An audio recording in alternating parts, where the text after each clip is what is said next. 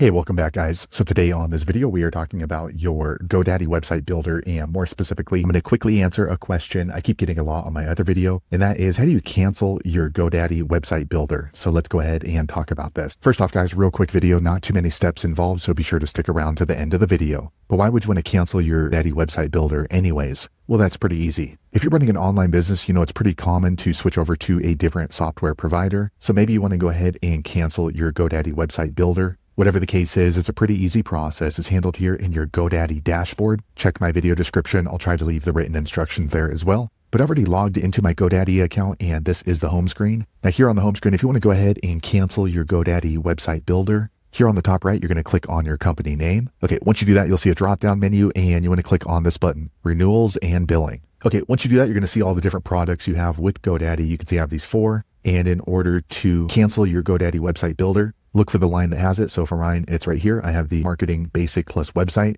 And then to cancel the website builder, here on the right side, you're going to click on these 3 little dots. Once you do that, you're going to see a drop-down menu, and you want to click here, Turn Off Auto Renew. Okay, once you do that, you're going to see this warning. If you turn off auto renew, you're not going to get billed for the next term. However, you could lose the work that you're working on, so just kind of keep that in mind, especially if you're just turning off auto renew so it doesn't bill again and you're going to manually add it. If you don't manually make the payment, then it's going to turn off your website. If you're okay with that, go ahead and click here, Cancel Renewal. However, once you click on Cancel Renewal, your website is still going to be there. If you're looking to go ahead and delete your website also, you can use this button. So what's going to happen is you're going to cancel auto renewal, so you're not going to get charged again. And then also it's going to delete the product. So it's going to delete whatever work you've done in the GoDaddy website builder. I'm not going to do that because I'm still using my GoDaddy website builder. So there you have it, guys. If you're wondering how to cancel your GoDaddy website builder, that's the easiest way I know how to do it. If you know an easier way, be sure to leave a comment below. Let the rest of us know how you did it. Hopefully you found that video useful. If so, click thumbs up or maybe consider subscribing to my channel, and I hope to see you on the next video. Thanks again for watching.